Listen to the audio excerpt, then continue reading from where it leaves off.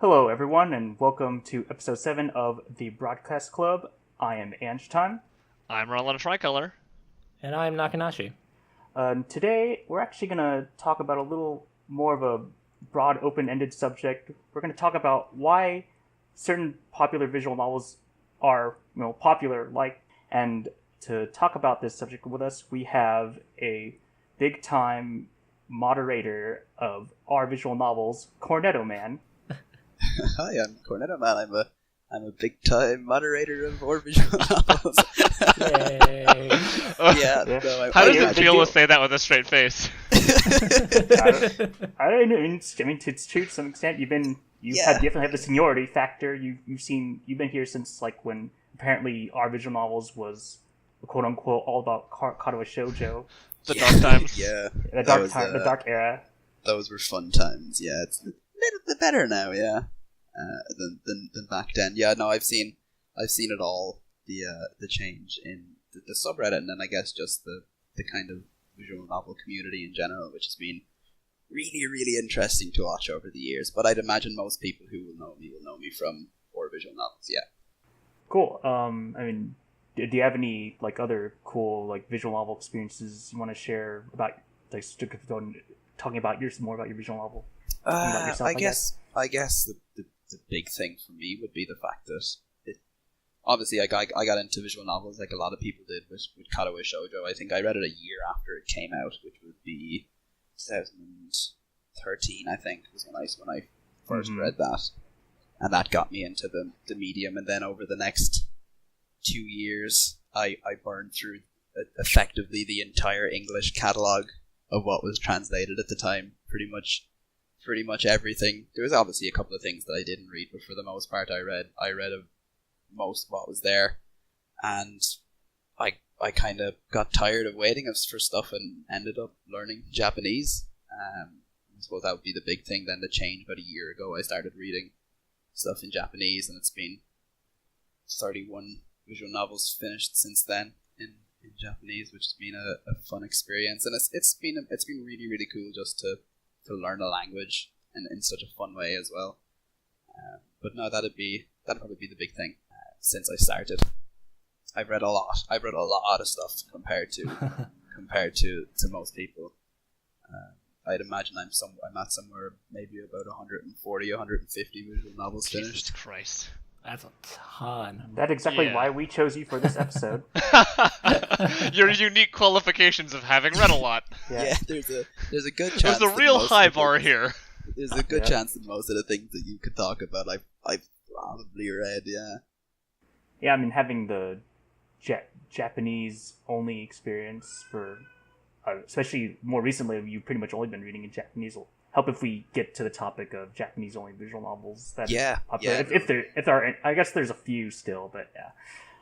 So there's still a couple. Just a couple. There's just a few things that haven't been translated yet. Yeah. like 2 or 3, right? I mean, it's not that many. It's not many. Yeah. Well, let's get right to it. So I guess just starting out, just start as a group discussion. What are some of the most popular or well-liked visual novels of all time, and why do you think they got popular? I mean, feel free to throw out any just right off the top of your head, and we can talk about it. I mean, I guess one of the first ones that's always going to stand out would be Fate's Day Night. Mm-hmm. Yep. It's insanely popular in every way. In multiple media too. Yeah. It's gotten to the point where the Fate franchise has just completely dwarfed the game itself, which is amazing, which is unbelievable. So many people who were a fan of Fate's Day Night as a franchise would have never even read the visual novel, or some people may not even know. Oh yeah, at this point, there's so many things in the franchise that you really could have no idea what visual novels even are, and still be a huge Fate fan. There's a great Anime Maru article about that, actually. I know. Specifically about Fate, I mean. I know that one, actually. Funnily enough, I've actually had that exact discussion with people on places like or anime or just general anime fandoms, where people have no idea that the original version of Fate's Day Night can contain pornography. And then you post pictures, and you're just like, no. I mean, to be fair, there are other reasons why the sex scenes in Fate's Day Night would, elicit that response, right? But, Well, yeah. Yeah, that's a good point. but I do think you raise a good point there. I was kind of like looking around at some of the popular visual novels just on VNDB and trying to find some patterns if I can. And for at least a couple of the top ones, there are things like Fate and Grisaia have anime adaptations. Katawa Shoujo is famous, obviously, for being that 4chan cripple dating sim. And then, for example, Saiyan and Uta is written by Gendo Urobuchi, which I think is one of those things where that's again some form of external reach. I feel like is common for a lot of the really popular ones, like at the top of the list. There are other things that take them outside of the VN community that I think really contribute to that. Yeah, I think yeah, as far as like overall popularity, it is things that do reach outside of the medium itself that tend to be the bigger ones. As far as inside the community itself, or just among visual novel readers, I guess as far as English readers go, at least Grisaia and Kajitsu would probably be one of the top up there at the moment. Oh yeah, which is really interesting. Since I remember when the fan translation for that came out. Now the idea of even when I sat back then and read the fan translation of that, imagining that in a couple of years that there'd be the three of them are now available for sale officially. This idea and how popular the actual the game series, the series I guess, but mostly the first game especially, has become is kind of crazy. I did notice that while the whole series in general is pretty popular, it seems like the latter two VNs for some reason don't seem to get as much hype as the original. Because when the original first came out, for some reason that one exploded in popularity for, probably because of people just really like the drama and the juicy Yuji being a badass and all that stuff. But I don't know, for some reason, for the latter sequels, I haven't heard as much hype about it. Might just be the fact that the TL just took too long for... It did take a long time.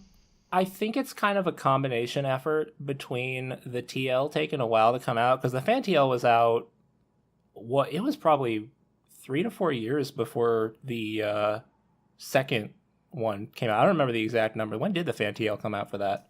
It came out in 2013.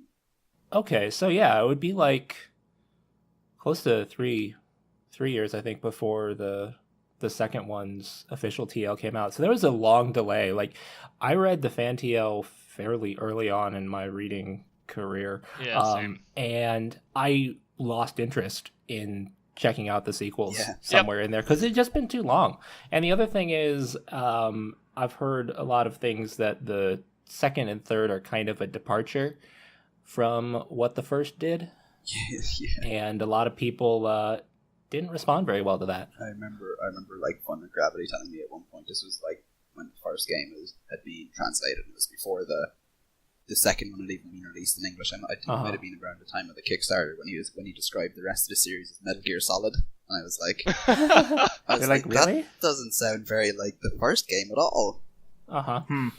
I mean, there's obviously some sequel bias in there too, just because in any series you're gonna have fall off after the first game. I think the only VN that I saw on VNDB where the later games were more popular than the original was Muv-Luv Alternative is ranked way higher than Muv-Luv. Well, I mean, I'm not sure.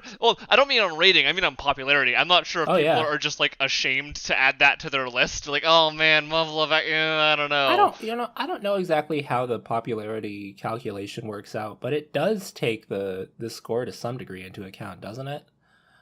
It's not just purely number of votes. Oh, it doesn't. I might be just making assumptions based on the way my anime list, which is number of votes. Yeah.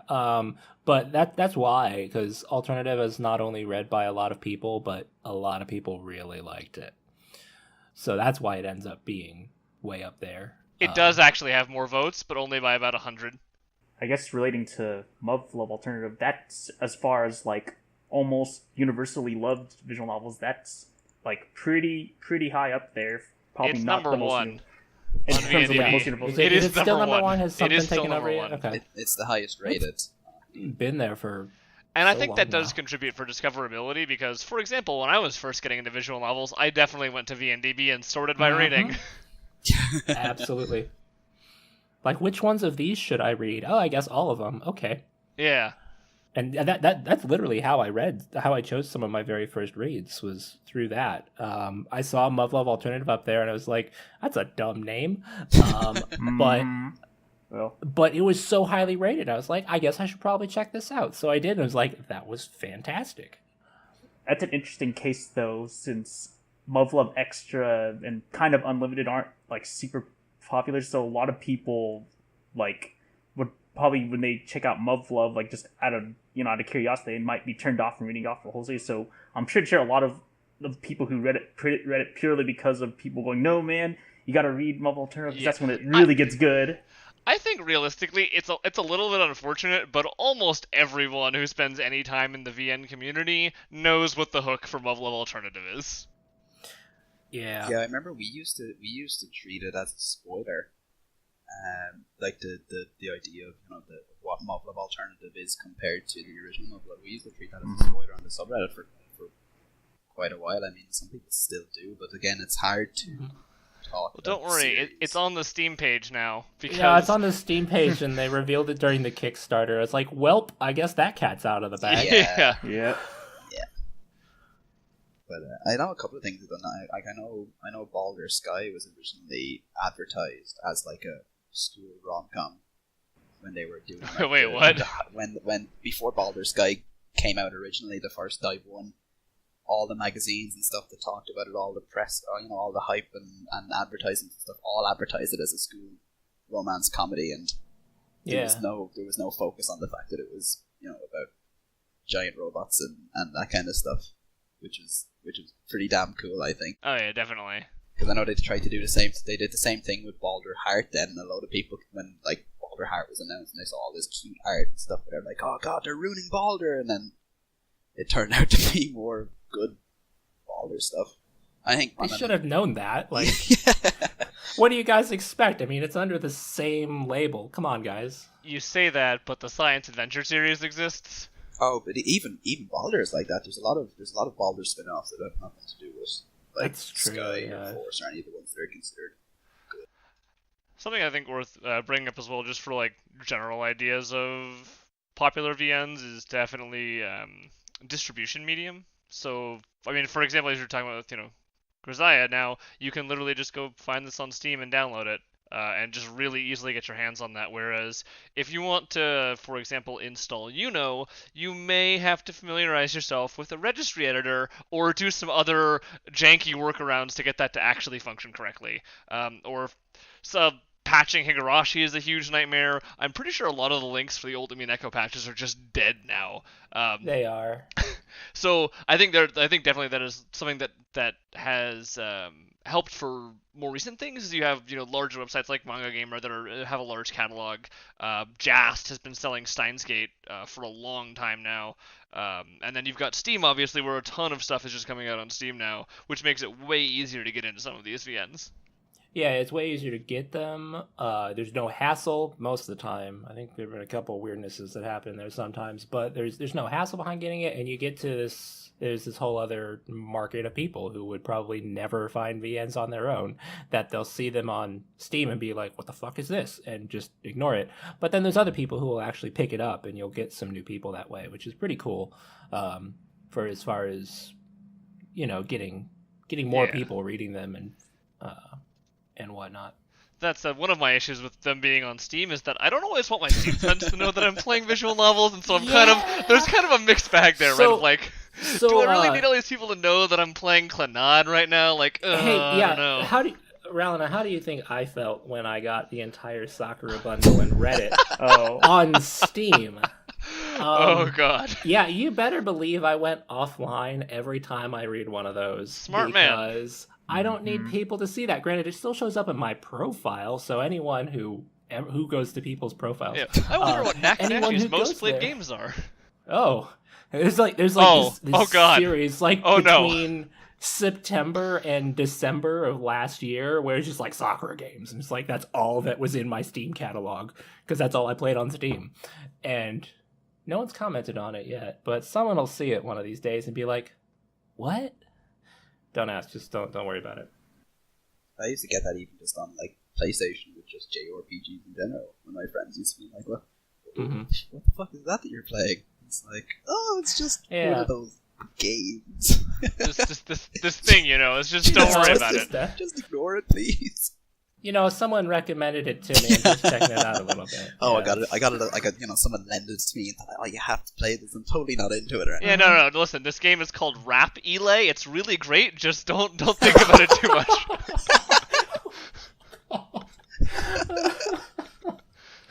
Oh man. Okay, I think we should get back on topic. So yeah, we kind of. So I guess I want to kind of roll off Ralina's point of kind of more general, like what would cause VNs to get more popular. So he mentioned like distribution, and we've kind of talked about word of mouth with Muv-Luv Alternative, and and then there's the multimedia thing where like Fate Stay Night, Steins Gate, and Clannad Web that have really popular anime adaptations. Oh, super popular. Yeah, so I'm trying to think of like any other, as far as other major whatchamacallit, ways people would get individual novels. Like the only other major one I can think of is just like the typical word of mouth. Like you go to forums and have people recommend stuff. And just ask around, and that's like the other major way I can think of, because visual novels are kind of niche, so it's kind of hard to like get more influence with such a limited fan base comparatively. I think the one other major way that I've seen people get into the medium would be through the kind of hybrid games, so Ace Attorney. Mm-hmm. Oh yeah, Danganronpa. Yeah, Danganronpa, like 999 and Virtuous Last Rewarder, another big series.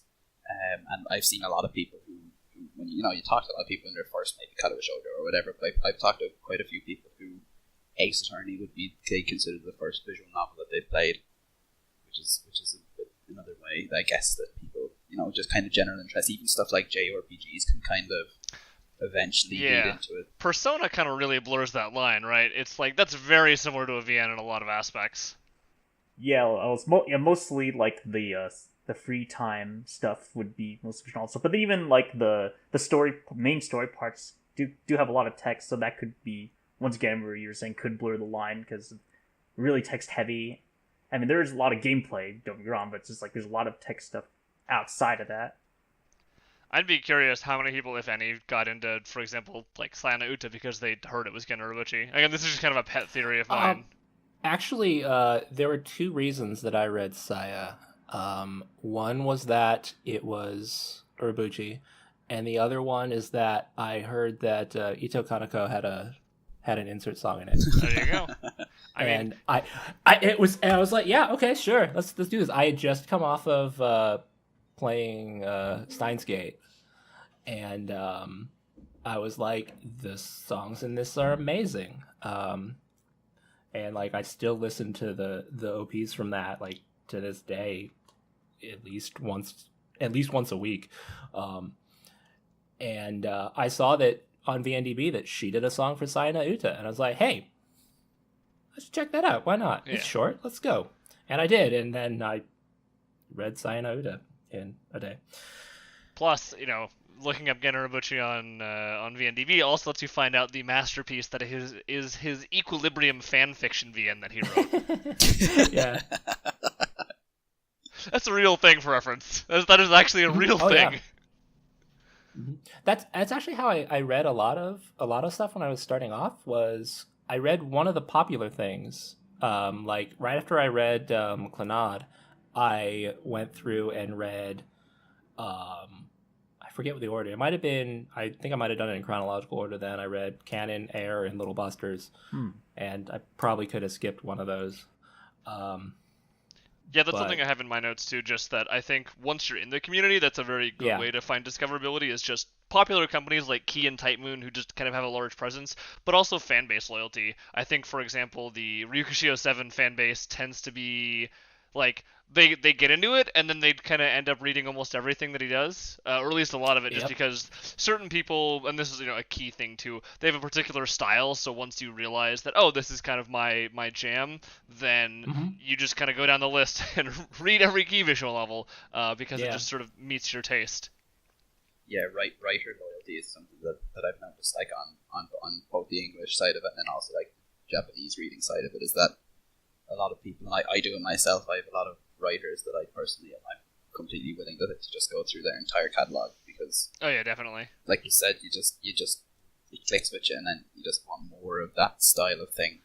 I have plenty of things on my plan read list that are just like, oh, there's a company or writer that I like that's doing something new. I definitely need to keep this on my radar, and I think that that can be a little bit of a boost for the popularity, just in terms of, once you've acquired a fan, they're gonna keep reading your VNs and moving up that popularity scale. That's like, I mean, on like as far as the like Japanese selling side of it, that is a big thing as well. Is just like brand loyalty. A lot of people just buy games because of the brand itself. Like I know usually games were super popular years ago just because of the name attached to it. Like it fell a lot in the recent years with their not their most recent game. 2 came before it, were really really unpopular. But before that, all it needed was just the name on the game, and it would sell as much as regular RPGs would. And then obviously, again, you see like things like Key, Type Moon, put Type Moon on anything, and and it's pretty much bound to make unreal amount of money. Key is again a big thing. That they'll usually sell quite a few just based on the Key name, even without having. Like say Jun Maeda, even not having his name on it, like Rewrite was obviously very, very popular, despite the fact it was Romeo that wrote it. Mm-hmm. Some of it, How did Harmonia do? On which side? Both. I didn't English, look. I'm not so sure about, but I know the Japanese version only came out like it's a couple of months ago. Like that was delayed compared to the English side by a lot, so I have no idea. I don't think it was particularly popular on either side as far as I know. I was just wondering, since we were just talking about brand loyalty, and I remember it was kind of a lukewarm response on the English side. So I was just wondering, I'll have to look that up.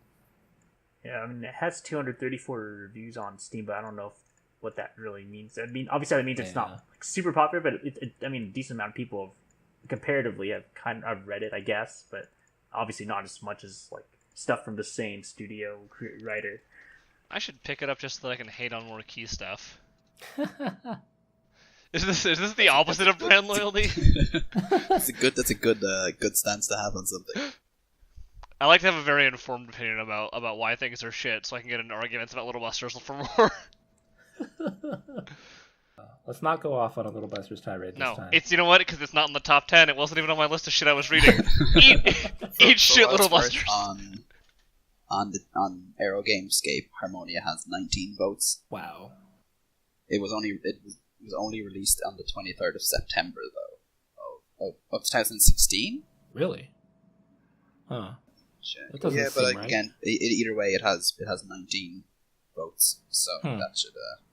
It doesn't seem to be particularly popular on that side either. Oh, I did find, looking around, something that seemed like a little bit of an outlier in the top 5. Actually, for popularity, number 2, G-senjou no Maou is like stupidly popular, despite having no real like additional media outreach. They haven't made many other games for that company where you'd be like, oh, I know this developer from X, Y, or Z. And it was only recently put on Steam, but it has like consistently been a very popular visual novel.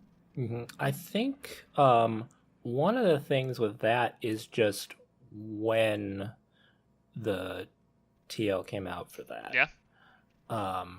Because that's with a lot of things.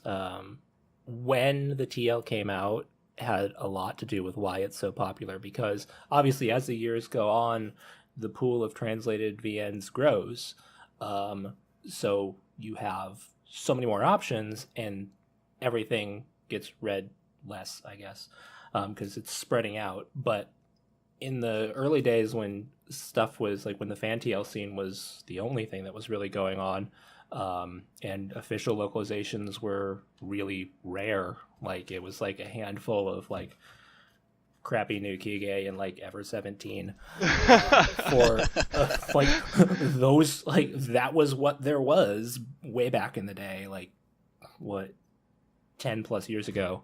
That's what there was.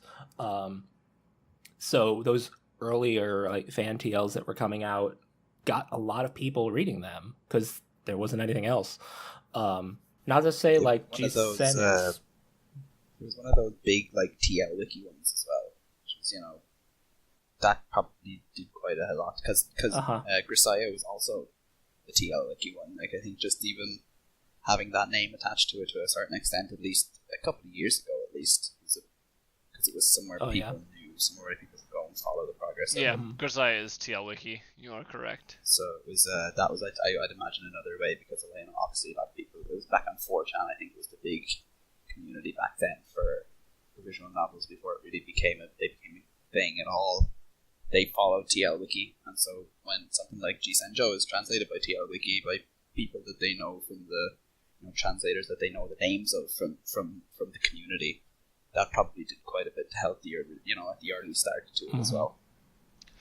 I think there's actually kind of segue nicely into another point is just like TL quality, because that's one of those things where if it's more readable, I feel like it's probably more likely to get finished. I think, for example, Grisaia really stands out for that one, where Ko's TL just did like a phenomenal job of translating it.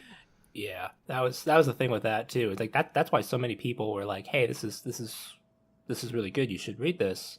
Back during when we first got the translation for it, because it was really well done. Like you could have really messed up a Grisaia translation just in like Makina's lines because of the way she talks, but they didn't do that. They had a very good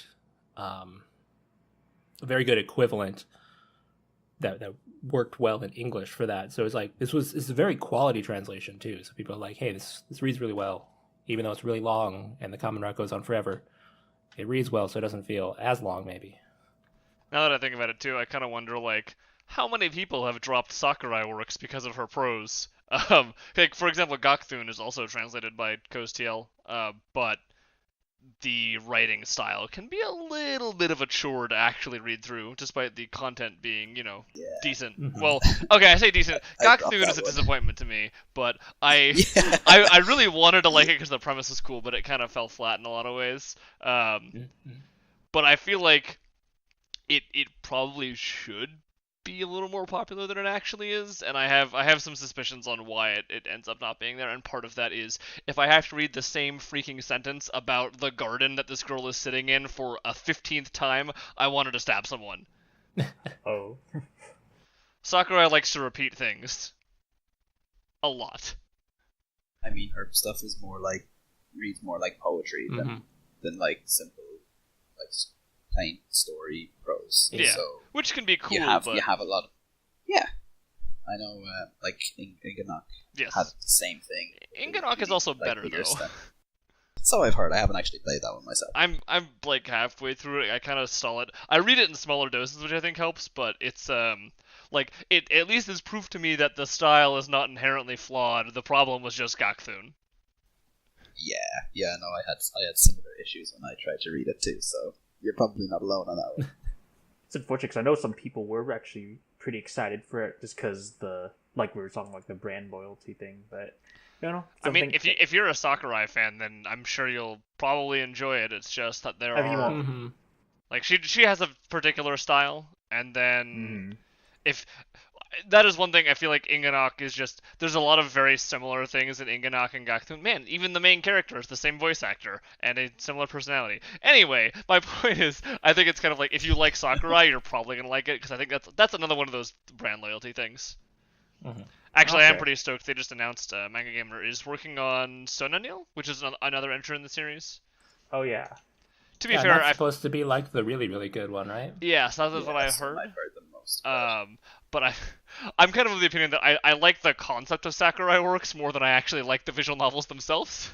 Yeah, that's kind of where I am, having not read any of them and just having heard people talking about them. You read Fate Grand Order. That's technically Sakurai. It's true. Yeah, Sakurai's done some work on that. That's really funny. I guess. I was looking at Genarabuchi's VNDB page. He's also listed as a scenario writer on Fate Grand Order. Actually, I did not realize that Fate Grand Order has a VNDB page. Oh yeah, that showed up a little. That showed up like a week or two ago. Oh, and absolutely. It's probably gonna get deleted before long because it had one before and someone deleted it. Yeah, So it's just a matter of time before the VNDB folks are just like, ugh, again, and then they'll get rid of it. So it does. Wow. I mean, right? it has so much text though. Like if you took out all the gameplay and just had all the text, yeah, it's kind of close. Because it reads kind of like it, despite the fact it has zero narration in the entire thing. It is all speech. I know Type Moon are doing like nothing else at the moment other than Grand Order. Like, yeah, Tsukihime. that was actually something. Yeah, something that was interesting is the Tsukihime remake wasn't in the last Type Moon Ace. I thought I was literally about to mention, which is kind of a bad sign. Being a Type Moon fan is suffering. It's like Mihoyo never, Tsukihime remake never. I'm just gonna sit here twiddling my thumbs watching Grand Order print money and they abandon other projects. Yeah. At this point, you don't even need to be like a Type Moon fan. I mean, like Higashide was one of my favorite writers when I was reading stuff in English because of Ayakashi Mito and Tokyo Babel, and he's done nothing recently other than Grand Order. Obviously, Sakurai is another one who's been wrapped up in Grand Order, so... That's a shame, because Tokyo Babel is a great visual novel. I have it on my notes, on my list of things that I expected would have been more popular, but aren't. Yeah, no, I tried many times to shill Tokyo Babel to people, and especially Ayakashi Mito, even more so, since nobody has read that game other than, like, me and Insanity. So... but it's for some reason that, like, I'm not sure whether it's just, like, Junie VNs other than DS. It's just super hard to get people to read. It's weird because I'm in the camp that I'm probably never going to read Tokyo Babel. And I don't know when I consciously decided that, but I did. And I think it's just because I have other places to go that I perceive for whatever reason as doing the same thing but better. Maybe. And I'm not sure why I have that idea. Like, because every time I hear someone actually talk about Tokyo Babel, they say great things about it. Yeah, no, Tokyo Babel is really cool. The thing of the Higashide is one of the things that I really liked about him is just the fact that he put so much like work and research and like detail into the settings. Oh man, like just everything about the like Judaism, like the angels and like the mythos, and especially in Ayakashi Mito too, the yokai and all that kind of stuff. Just so much detail and just like really sticking to the original, like the legends and stuff, which is just one of the coolest things to me about it. When I was reading Babel, I read some stuff and I was like, hold on, that doesn't match up with what I know about Christian mythology. And I went into the glossary and looked it up, and there was an actual explanation, and then I Googled it, and I'm like, holy shit, there's like this super obscure, like, partial translation of some, like, weird thing that they found and referenced that mythos. I'm like, okay, like, well done. I'm colorfully impressed of the amount of work and care that has been put into this, right? All right, let's switch topics a little. I kind of want to go take a topic in another direction. I'm wondering, like, what are some visual novels like that people really like but just aren't like more popular, like aren't well read? Like, what are some examples that you guys can think of, and why do you think they're not more popular? I think there's certainly a case for certain visual novels have very dedicated fan bases, for example, on the subreddit, and so they end up shilled a lot more than people actually read them. There's kind of that silent majority of readers that aren't necessarily like getting out there. For example, Himawari, which has some very, very vocal people on the subreddit, like very vocal. Like, really? What kind of person would do something like that? I have no idea. But it is actually, popularity-wise, number 157, which is fairly low on the list. Fata Morgana, which is one of my favorites, and again has some fairly vocal shills, is also down at number 125. So I think there's definitely things where there's like an illusion of popularity for certain VNs that people aren't actually reading, but there are some very dedicated fans.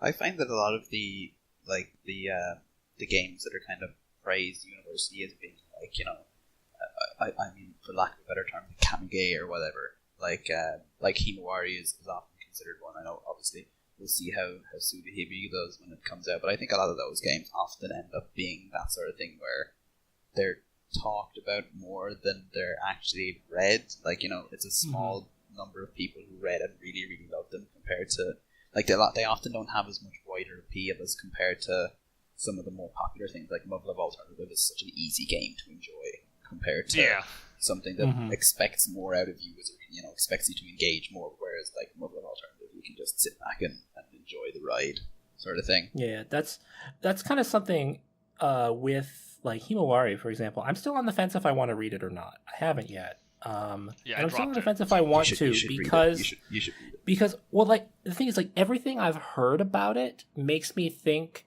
that I should have read it like when I was 5 years younger. I can understand that. Like about the way the story goes and the message of it, to me it sounds like I have aged out of the group that it most resonates with. I think you could make a very strong argument for that. I think the people who will resonate most with would be people who are on like the verge of a big change in life, so people who may be leaving school heading to college, or people who are leaving college heading into adult life, or just general life. I think that's the kind of people that it would resonate with. I know it did with me. That's I'm a year left of college, but just in general, I think that kind of change period where you have to look ahead, you have to look at your future, and that kind of thing is the kind of period that Himawari's message will hit home foremost, since it is at its core, it's a coming of age story of sorts.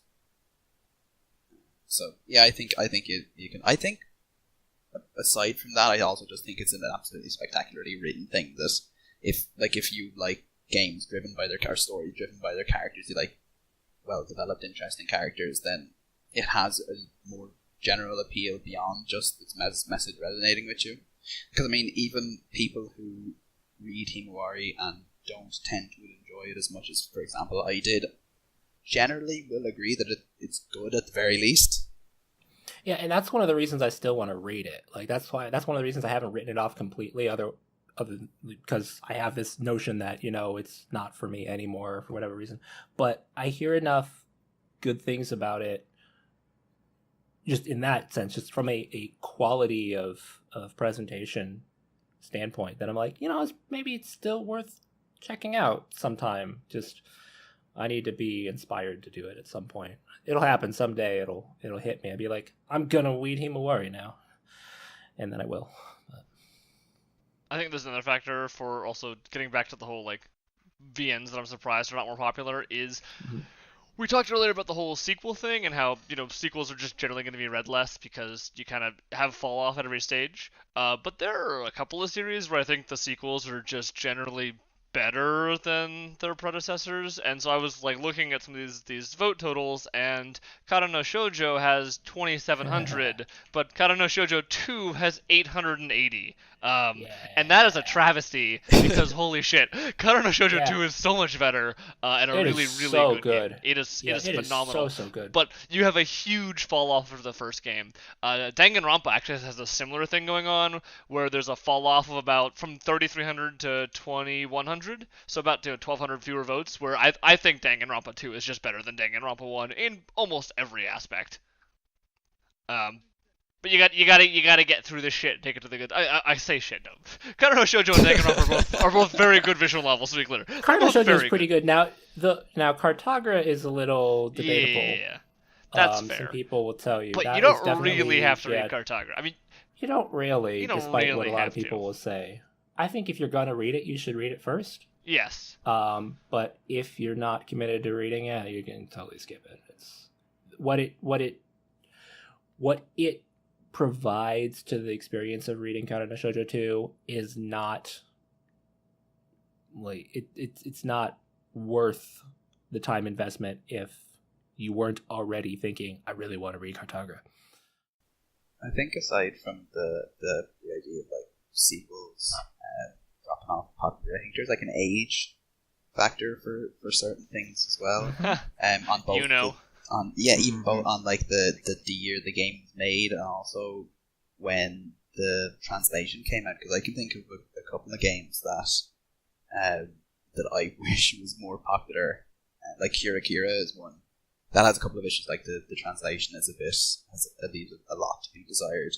But Yeah, that's like what I've heard. Kira Kira, the main route of that is still one of the best routes I've read in anything ever. 150 visual novels later, and if somebody was to ask me what is the best single route, single ending of a character game that you've read, I would probably say Kira Kira's Kirari Normal End.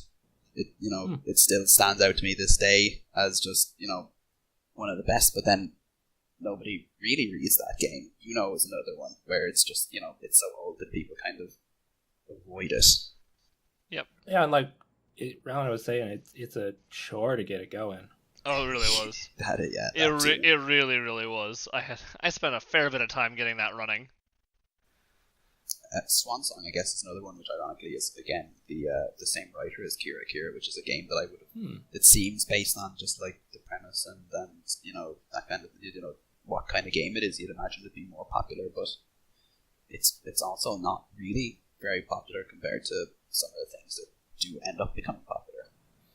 Yeah, that's another one of those things that I hear some people very vocally say, "This is great, you should read this," but then, like you've been talking about, like it's just not very well read. Yeah, there's not a lot of people reading it, even though, from all I've heard, it's very good. Just people don't read it. Yeah, I guess related to what Cornetto was saying, I guess art style. I guess despite what people may say, art style and I guess translation and accessibility are pretty big deals from why someone might be turned off to even starting a visual novel, even if people say it's good. Like, I didn't bring up that point earlier, but like for really popular stuff for like Grisaia, I'm sure a big reason why that is popular because it has really like bright art style that's like really appealing for like a modern generation to get into. But not that like Swan Song and Kira Kira have like terrible. Yeah, no, I can see where you're coming from with that. I think Grisaia was one of the earliest VNs to get translated that was in widescreen as well. Yeah. So HD. it was one of the first ones to break that, and like, oh, these don't have to be in tiny boxes. 800 by 600. Or if I blow it up to full screen, it doesn't get stretched out and ugly. Or I don't actually play anything on full screen, but I know some people do, which confuses me. But I do.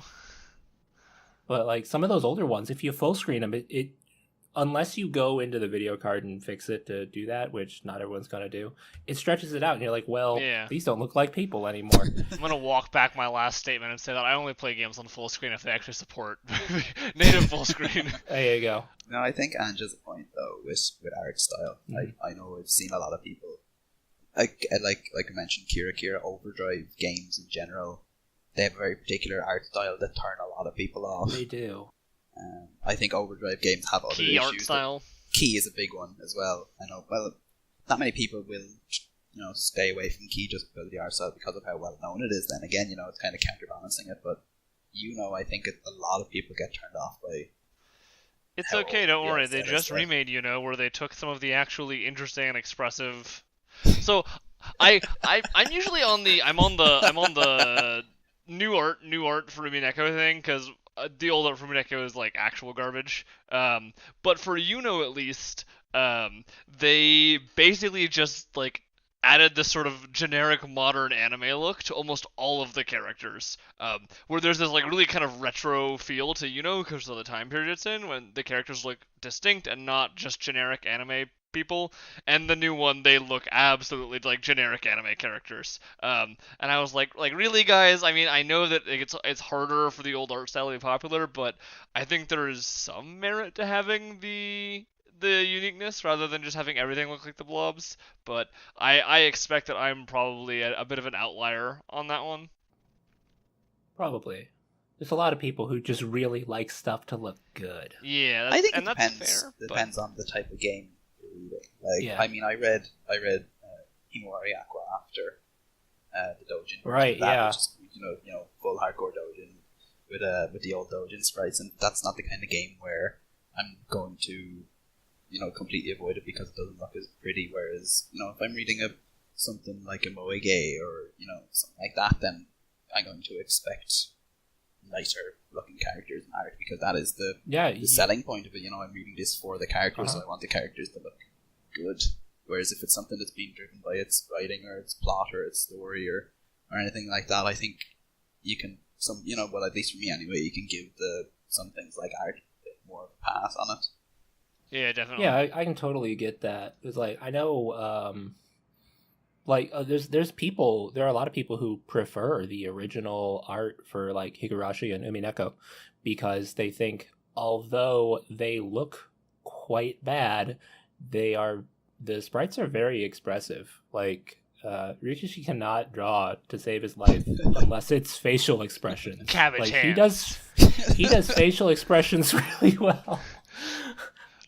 I do still like the cabbage hands. Yeah. But I refuse to play with them on. Yeah, I know. I did when I was reading them. I did Higurashi with a couple of the old sprites for a little bit. I was like, nope, can't, nope, no way. The new art is also nice too, so it's kind of a shame to use the old stuff. Yeah, exactly. Yeah, the new art looks really good. I just like those games. The art is quite nice. I'm still waiting for the Go-Go Pre fan art patch for that replaces all of the characters with Go-Go Pre versions. Or at least Battler. I think in like the coming years, we're probably going to see a lot more of games that are good not being super popular just by virtue of the fact that there's so much more to play now compared to even like 4 years ago when I started.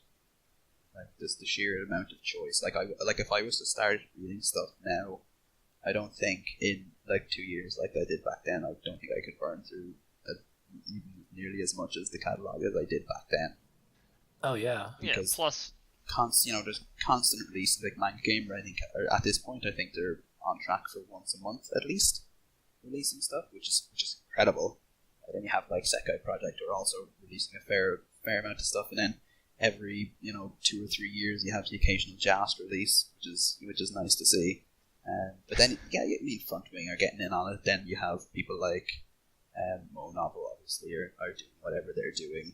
But you see a lot of self-publishing. Like I know Harukaze are as far as I know, are going to be self-publishing Nodototo. There's been really? Yeah. When did they? I miss hearing about that. It was announced, but there's been no like announcement for if it's going to be with one of the publishers or not. Like same thing with Harukuru. There's been no announcement for if it's going to be the publishers or not. Yeah, I'm interested to see that one. that's going to be if an they do interesting that. release. That's going to be a fun one to watch. That's going to be an interesting release too. Yeah, but with just the fact that there's so much self-publishing going on now, as well, in addition to where originally you just had Mind Gamer or Jasper, where you're going to get official releases and then fan translations, but there's just this slew of stuff being released, and across all different types of genres. There's a lot more moe, there's a lot more serious stuff being released. That there's just going to be a lot more things that are going to fall through the cracks, especially like we were saying, older things that aren't new and shiny. I think are going to have a much harder time staying afloat compared to the newer things. Oh yeah, because I was saying like with Grisaia, when I first read that, I was like, holy shit, a VN can look this good. Yeah, to be fair, even the menus are fucking gorgeous in Grisaia. It has one of the best menu experiences I've had in a visual novel. Yeah, for sure. Yeah, and like once you do that a lot, and you go back to something old, you're just like, oh, this is. I can't even auto read correctly. I can't wait for like some of the stuff like the newer releases like on the Japan side, or even stuff like Maou and stuff that are when they come over and people are going to be like, holy shit, this is something that's possible with visual novels. What? Yeah. Like there's some stuff out there that are just like unbelievable presentation that's technology is finally there. Yeah. I mean, you have Neko Para with its emotes as well. Oh yeah, a bunch of smaller VNs taking advantage of that, but like not a lot of the super big ones yet. Yeah, that's kind of interesting. You see the emote system in a lot of smaller things, but nothing huge really. I've seen some things or some companies moving on to it. Like I know that's true. Alcott released Clover Days That's Plus, what I was thinking of. With the emote system, the new Ushuli game, Amayui, had live 2D animations for the battles. That's right, it does. And then there's just been a couple of new things that I've seen, because I follow the monthly releases on the Japanese site now. I've seen a couple of different things that have started to use the emote system more and more. Now the companies are learning how to use it, I think. There's mixed results. I still think Neko Para is one of the better uses of it. But yeah, for all some people want to knock Neko Para for being Neko Para, like, presentationally it's pretty good. Yeah, but even then, I guess I kind of back a little bit on topics simultaneous releases is the thing now that's happening. Again, tying it into Neko Para, and there's a couple of other things, like I think the new game from the Fata Morgana developers. I don't know whether it's going to have a simultaneous release, but it's definitely already been announced. When it was announced in general, it was announced for its English release. Watanabe, Harukuru's writer's new game with Sekai Project that was announced is going to be English simul release, which is another really cool thing that we should see some more games coming out right away from Japan compared to the original, several years worth of delays that you're going to have. All right, that about wraps it up for the main topic. Now let's jump into news, and we have some pretty big news relating to Subahebi, or how some people call One Eve, because English name. Just stop. No, it's Subahebi. It will always be Subahebi. Just saying, though.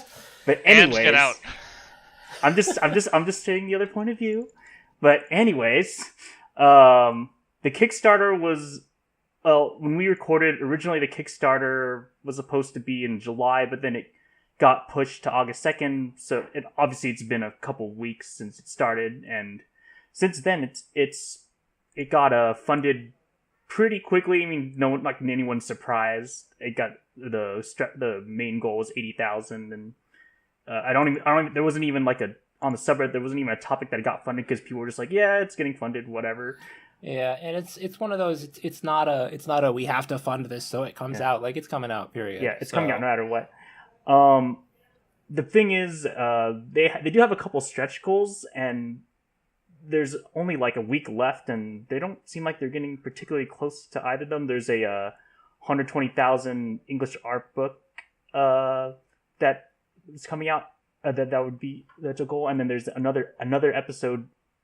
VN based on previous manga for 180,000, but the problem is they're still at 90,000, and unless there's like a big like shill or like drive towards it, I'm pretty sure at this rate it's probably just gonna be the release with no other goals, which I guess is fine, because that's what everyone wants.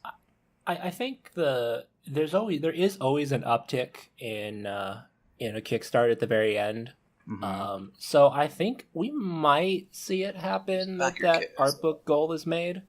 And then the backer kit's a thing too, that if people push it over that amount, sometimes they'll I'm probably gonna buy some stuff through backer kit. So yeah. Okay. Yes. So that could definitely. Yeah. So I could see it hitting the 120. I don't think it's gonna hit that 180K. No. I think there's no way. Recently, Sekai Project is already a pretty controversial company, but there is a recent blog post by one of the translators for this visual novel called Tenka Seiha. Is that how you say it? Yeah, Aruduk is the translator himself. He's most well known for he did Kamidori Alchemy Meister and then things. I'm pretty sure he's translating Rants at the moment for Manga Gamer. He did like Bunny Black and Bunny Black 2. As far as like the crossover between like visual novels and RPGs, he's the big translator, and he's very, very good at what he does. Yeah, he is. Yeah, and I guess he made a blog post in late July about how Sekai Project wasn't really treating him that well, and he kind of tried to give some insight on their process of like translations, like related to like how like they were basically like cutting corners, and just they probably care more about like, I don't know. I'd have to read like through like all the details, but that's just what I remember. Like, skipping. He was working on a Baldr Sky translation, which is where it all started from. And then when Sekai got the license for it, there was some talks between Sekai and Aro to take on his translation of what work he'd done. He had developed with Dodler some tools to help. There's some parts of Baldr Sky that require a bit of work to make work in English. There's one character who speaks and all the text appears on screen in a bubble sort of thing. It's not in the text box, not kind of small cosmetic things that would require a little bit of work, and he had worked out all the tools needed to do all this, and there was some talks between them to take on all this kind of stuff, and the talks broke down rather publicly in a lot of ways. And then this blog post, he spoke about about the aftermath of all that, about what happened, and kind of just threw it all out there for people to see, and it wasn't the prettiest sight, I guess.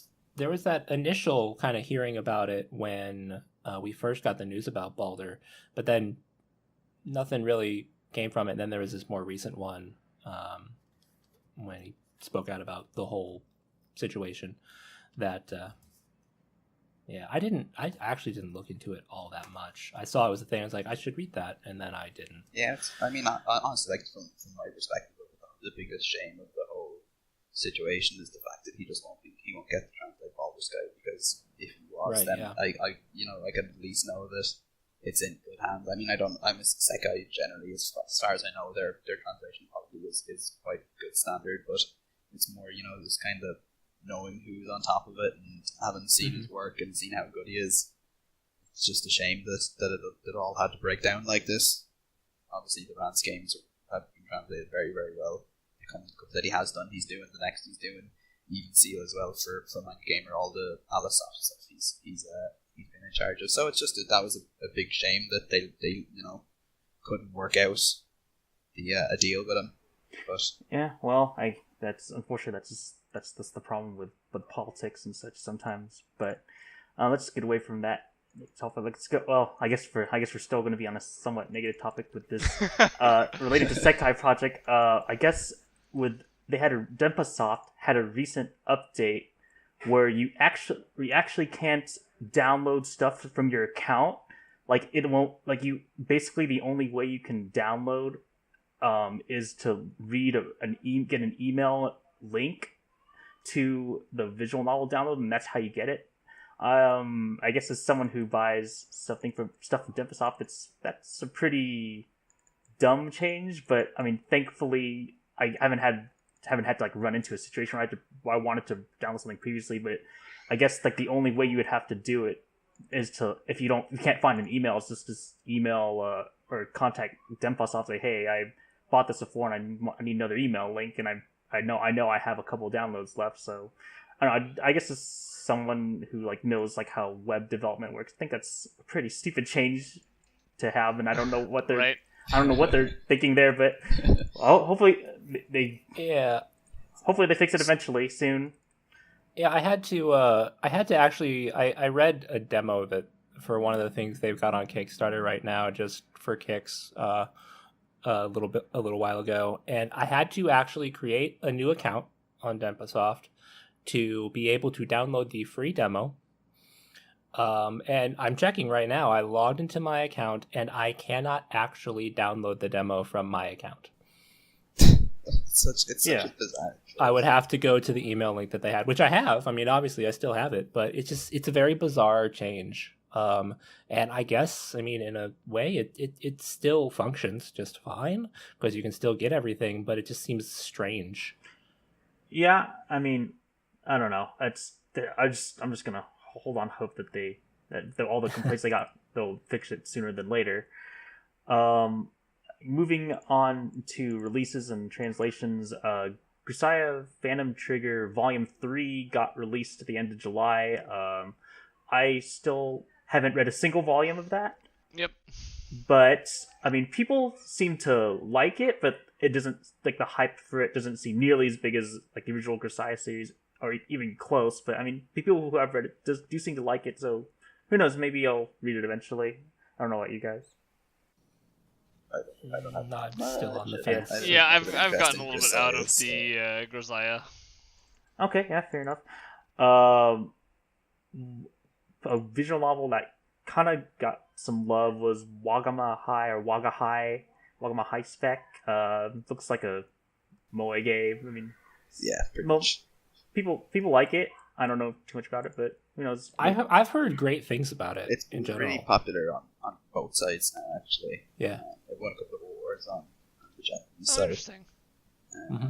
But no, it's pretty standard moege comedy, just good moege comedy. I guess I haven't read it myself. Yeah. But that's why I put it on here, because apparently it's that liked.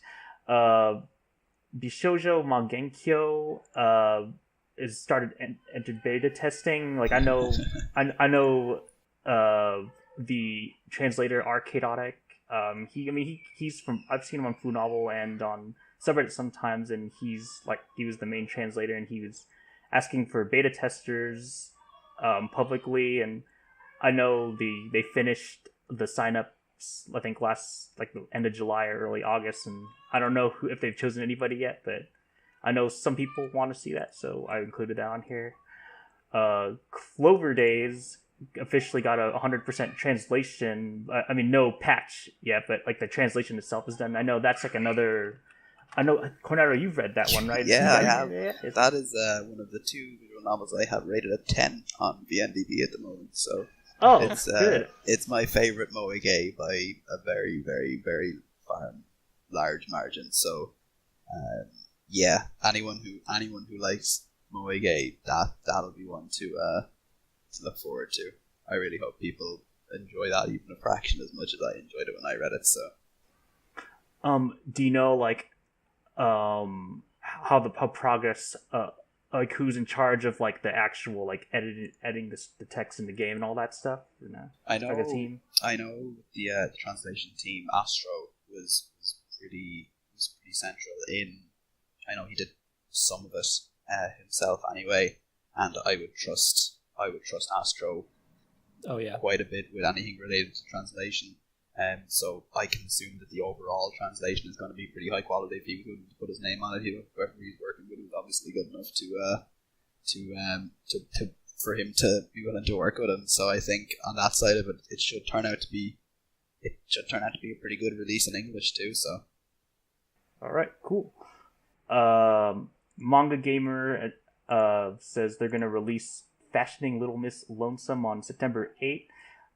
This is a big deal, more for the fact that it's the first 18 plus otome from Japan that's going to be released officially with an English translation. So they released a demo for it on their site, and I read a bit of it, and it seems pretty entertaining. It's like it has a like an antisocial girl who's like kind of shy, and then there's 2 main guys, and it seems like a fun read, and I'll probably check it out.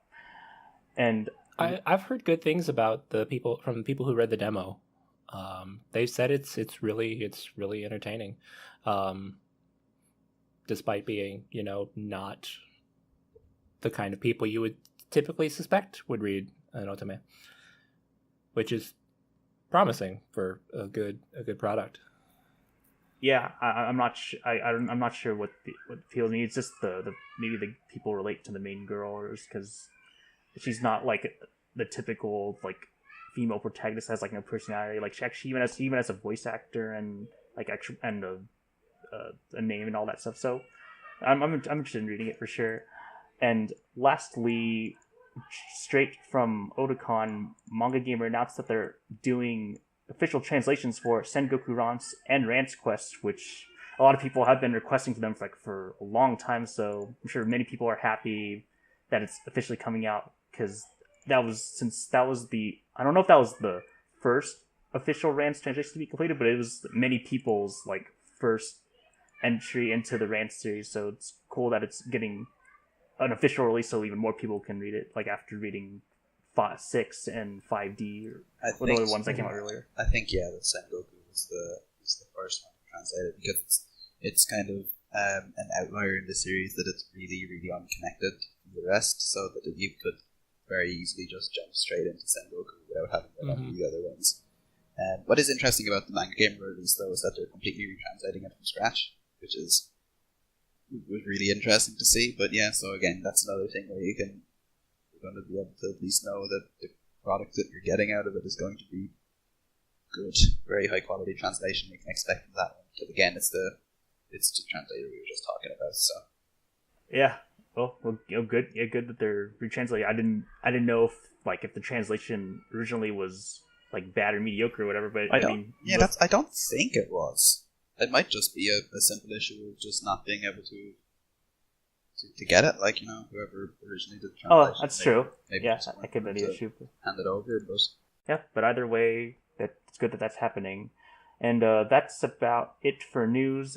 Actually, before we move on, I had one little thing I wanted to interject Sure. about news. If anyone listening, and you guys obviously remember, on episode 3 we had Invert Mouse on, who has put out a number of VNs in English. His new VN, The Last Birdling, is coming out on September 1st.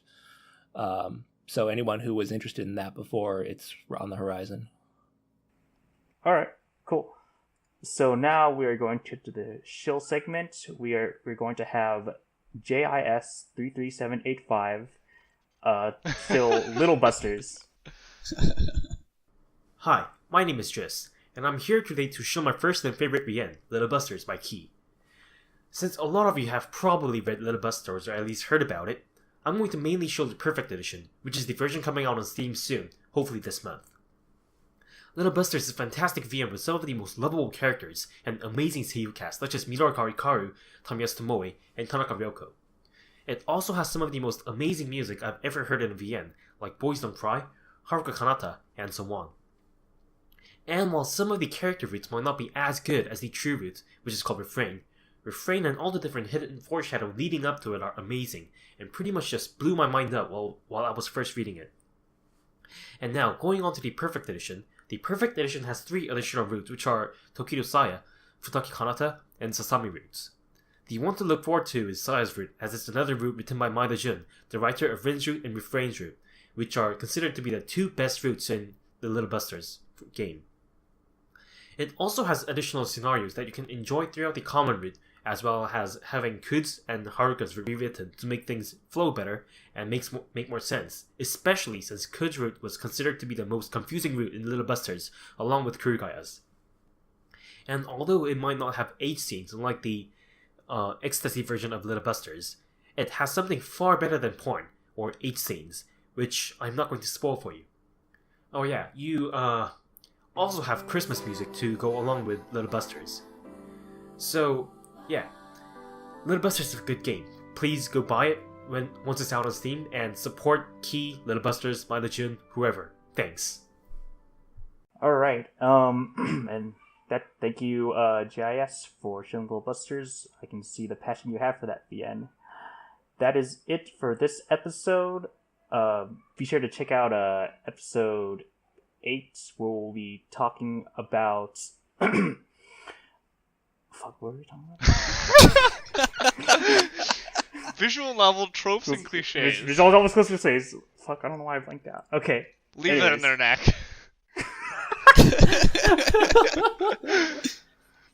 I should transition like, oh yeah, that's right. We're going to be talking about Line. Yeah, we're going to talk about visual novel specific tropes and cliches.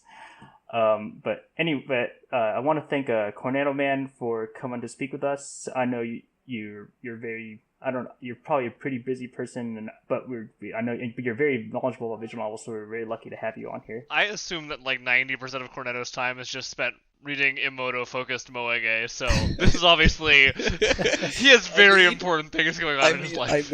I may or may not have been reading a visual novel with an Imoto in it right before we started recording this. I can't really deny that statement, but it's been a pleasure. I've had a lot of fun. Okay, I mean, yeah. Thanks, Cornetto, for joining us, and that about wraps it up. I am Ange Time. I'm Rallin a Tricolor. And I'm Nakanashi. And see you guys in the next episode.